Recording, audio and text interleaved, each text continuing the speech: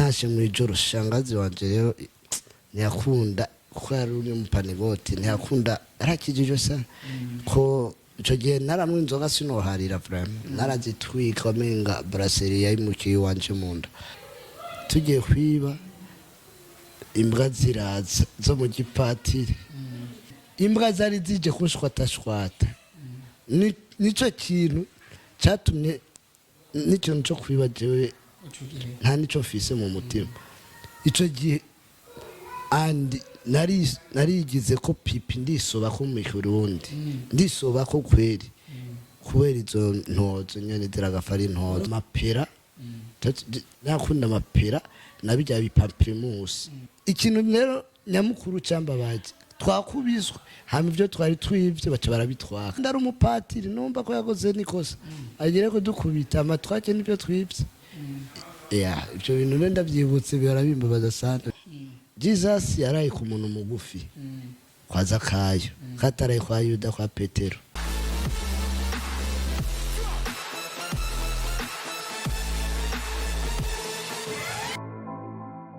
twende sana kapera mzibabu ya araraye meracha yoni nachi naora ndiri mara Mr. Bonani mitumu cha Karabonde mitumu cha Karabonde unango nini numuhinde bro urabaye no mu buhindi haje acha tawaye mu ndoto gusa niko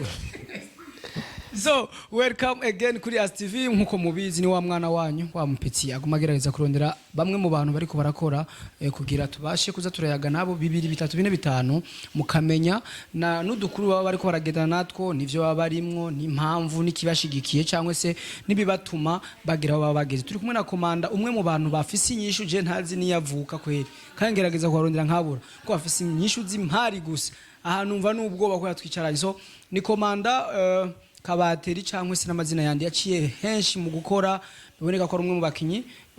n'umukomeze mwiza cyane rega ino cameraman tumbereza nga andi oya none mpaka cyegera nga ino rikuru ngiye igwawe watije jese negera neza wotize no kwambara nani yona n'umuntu mwo kwambara nani ara nageze kwambara sengreyo turi muri tournage sanganururoro cenda rukura mu bisanzwe je nize nambara ikintu nici wanje personnel kandi nta mahero ubuze amafaranga ndi kumwe n'Imana nta mahera nobura urafise amahera wewe komanda wihoreye gusa faranga wihoreye none nkubu tuba bazibindi by'amafaranga senga Imana nawe izoyaguha nzane twatubazo utubazo beti yangu ubu turicaranye ndagutera umutwe rasi 7 fois 9 égale combien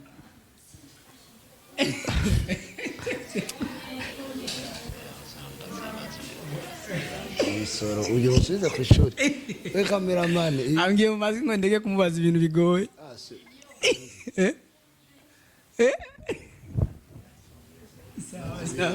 yansabye sisubire kumubaza yatinye kiharuro kiragoye niko ambwiye mu matwi mwabibonye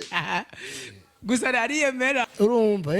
byacu akari karavugwa naje ndi mugufi bogare mwiza nwenga neza mfise mu kanwa heza reka ndabere cameraman namwonga ubura iki naho ndi mugufi ndafise akantu hari akantu fise abandi badafise kwanza uri mugufi tweri turi bagufi umva kandi deja Jesus yaraye ku muntu mugufi kwa Zakayo kataraye kwa Yuda kwa Petero aribo bamaniga abajama basangira ngira ngo byose ko batara ariko yashimye ku muntu mugufi habwo bamunyubahiriza amana ndiyemera sana kuko ndi umuntu w'umugufi w'umupogare ari smart yambara neza kabego agasumbana barebare nguyo mu cameraman nani style nako umujournaliste atazi kwisokoza agari karavuga bro umujournaliste mane kasinda kurekera naho kundavyo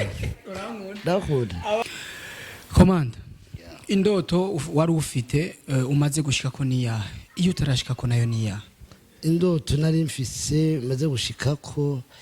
yari mfise indoto saba Imana izonkore bitangaza ya imahomba nari mfise indoto Imana izonteza imbere canke ngira ico mfunguye bivanye n'ibikorwa bya komedi byanje ubonye byarashobotse indoto mfise izindi nuko Imana izontera iteka nkagira mariage kandi nayo nyene izobinkora kandi yarabikoze kuko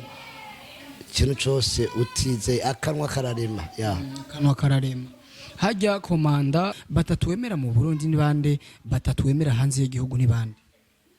batatu nemera mu biki mu Burundi mu kazi kawe ka misi yose kuko usanzwe ugafise mu burambi donc urafise experience akazi ka comedy ndakunda ba comedy biwacu ya nande ndakunda Kigingi ndakunda Ildefonse ya ikandakunda na Gasore Kigingi niwe wa mbere Ildefonse wa kabiri Gasore wa gatatu sukuvuga ati wambajije batatu wavuze batatu nabaguteruriye ngaho cyo bakrasa rero wa mbere wa kabiri wa gatatu twumva mane bazi ibindi bibazo umwe mu bakomeye ufise indoto yo gukorana nawe utarakorana nawe ninde komedi bo hanze y'igihugu hose ari mu Burundi cyangwa ari hanze y'igihugu ico bavyita kwifuza je sinkorera mu kwifuza nimba Imana nzosenga ati ndashaka je kugenda gukorana nakana naka Imana ikandonsi uko kuntu nkabwira boss wa Empower manager tushaka gukorana nakana naka azobikorera nkuko nyene yama ariko arabinkorera gusa je sinkorera mu kwifuza yes tumwe mu twensorite twabaye mu myaka ubayeho kwisi wewe kuge umuntu wese afite twensorite twamubaye ko atwibutse kenshi akanatwenga tubiri kenshi kunze kwibuka twakuryohera n'utwaye ya jewe niba mu Kanyosha nabana nk'umutantine wanje je nakunda en fait narajyo umva mu sanzo kuvukira mu muje ni byiza nawe nyene navutse umva ndyoherwa nkasanga nagiye kwa Vyisi habaye concert bantumiye ko ngiye gutamba ico gihe naratwika naragiye byarakuriye mu buruguru bwinshi nubone ntuje bya bindi biri nararimba na karaoke live je nararirimba je ndashoboye gusa hari gusa ibyo nyene birashika hama ico gihe naha mwijoro nashe mwijoro shangazi wanje rero ntiyakunda kuko yari uri mu panigoti ntiyakunda arakijije sana ko ico gihe naramwe inzoga sinoharira vraiment narazitwika menga brasserie yayimukiye wanje munda ya ntiyakunda kubona inzoga ntiyakunda ko nahamwe mwijoro mu bisanzwe reje nakorana diri n'umukozi esorite rero yambaye ko barantoroye nanyoye bazi ko umukozi ya antegereye hasi hamaca nsama baza kundekura fresh kuko hari igiti mu rupangu bakurije urumva rugo uko gira baguterere hariye wunda gusaba tipe nakunda gucorera ewa kandi kumbe yabyutse aguma samare ku telefone baza kundekura uco kubitura utwe hasi ndafise inkovu ndafise inkovu mutwe nyene oya nababaye kumbe igiti cari ngaho mu rugo cari gifise imisumari kica kiramparatura kweri fresh ewana amaraso yaravuye kandi ico naragwaye kirangwaza nazanzoga nanyoye so ni byinshi cyane akandi ka esorite kamwe rero kigeze kumbako mu bisanzwe banegera ni birefu baba twagiye kwiba kwiba kandi tujya kwiba mu gipatiri tugiye kwiba imbwa ziraza zo mu gipatiri yaromba zikariza n'imbwa zikaze n'ukuri abandi rero baza kurira igiti n'ukuri andi je sinzi kuriri kora igiti gihagaze uku sinocyurira ndagishiramwe amaguru bikunde aca abwo ngigira uko amaguru aca gumugu umva igiti naco bisaba kuzinga amaguru hama ugende wurira ukuntu nacuriye n'ukuri kw'Imana sinokobyira imbwa zari zije kunshwatashwata nico kintu cyatumye nicyo nco kwibajewe nta nico mfise mu mutima ico gihe andi narigize ko pipi ndisoba ko mu Kirundi ndisoba ko kweri kubera izo ntozo nyene ziragafari intozo kwibika intozo niki hajya imbwa amahoro ugiye kwibika amapera nakunda amapera nabijya bipampirimusi niyo tatugiye twamaze kuvyiba tugiye umva vishoge bakwita igisuma c'amapera n'amapampirimusi bari kumfata nibagufashe imbwa nizo zakwisuko bazi ko zarakwirutse zaranyirutse ko gisuma c'amapera zituma kuko warari hejuru umujama nyene abonye byanse ko zije kundya aca nkwe ukuboko uko nukuri ukuntu naduze ca ndidu yaramaye ingufu zo kuduga ca ndatu nukuri twururutse ari umufureraje turasaba gusa yaradukubise si black yaradukubise na ikintu rero nyamukuru cyambabaje twakubizwe hama ivyo twari twivye baca barabitwaka bamurahombye kabiri turahombye kabiri kandi ari umupatiri numva ko yakoze nikosa agire ko dukubita amatwake n'ibyo twivye ibyo bintu nenda byibutse birabimbabaza sana mambo sawa sawa mambo sawa sawa koma mashi Yesu akiwa ezeni mambo sawa sawa mambo sawa sawa mambo sawa sawa byose bigenda neza byose bigenda neza umwami Yesu ari ku ngoma byose bigenda neza mwabibonye maniga yani Simoni ariko sinasazi oya ni wasazi ni gucisha ko gusa ndeka fate kusaza iminota mike akaboro nabonye umusazi ane rijya yo muntu zenya ya Terebeka yari uko Simo yari umuntu w'umupapa kuze Simo njambo nagizuko Simo niranganiye tavuga ibibi nukuri akaboro ndakabonye tutwagenje basalimia tabafana bakuvure mugendo bahe tunabibutsa kugira subscribe kuri Empower TV ucumusanga mwenyewe komanda kabateri agomba ramutse abafani biwe mwamubonye komanda apata machensi basi bahonyore na machensi munyara kubadit probleme rero abana rero turareha ndabasumba umutwe ngo munda abafansi Chelsea basi Chelsea wewe wakwitande petit frère wande wa Fizo wasat nako ndavuga nti nta mwana w'inzobe nabonye kwera iki wewe wirabujo nizuba ndabona wari ufise akayo ingwano bebe ingo cameraman ingo shatu umupetira bujwe nizuba ingura umupeti yahora ari inzobe akagira amenyo yera ubu unyamenyo asigaye ari jaune kubera aryama mesa akatonoza ibitoki iki amenyo kandi ntuzobisubire sivyo amenyo azobora wabyumvise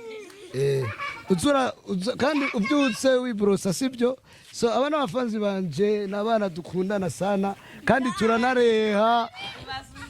ndabasumbye umutwe gusa peti none nkubisha po yanje ndayikugabira afise umutwe vraiment bebe tugenda ariko ntugere oya reka wetora ifoto zawe sohoka Peter so araka ndayigufatire mwava mungura ibisukuti mama wararaye naragiye Burundi ndahasanga ibyiza ndahasanga ikiyaga naho catwe abantu nukuri ni cyiza genda kuryama niyo mpamvu mwirabura ntabwo mujyama pe hari abafise amenyo abazi ibijumbu kubera amapero oya sawa mugire rero umutaga mwiza gera muryame kugira muvyibuhe sivyo umviriza ubukene covid byaratumye ibintu biyangara sivyo gusa dusenge Imana iduha amafaranga sivyo ariko gusa ibyo nemeye ndaza kubibaha sivyo muni pece system mugire gutya yes Kamana tele tugereka tunagushimira dusaba abakunzi ba ASTV mumaze kubona kinyo kiganiro muce musimbira kuri Empower TV kugira mugire subscribe kuri channel yabo barakora cyane maze ko numwe mu bantu bafise amateka yo gukora cyane numwe mu bantu akora cyane kandi akoze igihe kinini yaciye henshi yagiye hatandukanye no munsi kuba afise ahantu yicaye ariko arakora aragusaba ko wandika ukunyene cyanditse Empower TV ucimushigikira ngusimbiye no kuri Komanda TV hose niwe Komanda shimira abakunzi ba ASTV n'abakunzi ba ASTV n'ukuri ndabashimiye cyane ntaco mfise ndabaha ariko gusa Uwiteka abarinde ubukene inzara n'inyota izuba tuge muri Afrika iwacu mu Burundi nubone ukuntu hora mfise akayobe n'ukuri vraiment problème ariko gusa imvura izogwa so ndabashimira cyane kandi ugira subscribe kuri commentaire avuga ko tuvuye he muri ASTV ha macabati Kamanda Rutwe twaje twayishige kugura ibyo bintu watubwiye nukuri mu bisangaho ubona ibintu byiza nimba ari ugwa Yesu toma uratwenga kandi Yesu toma ikikira mu izina rya Yesu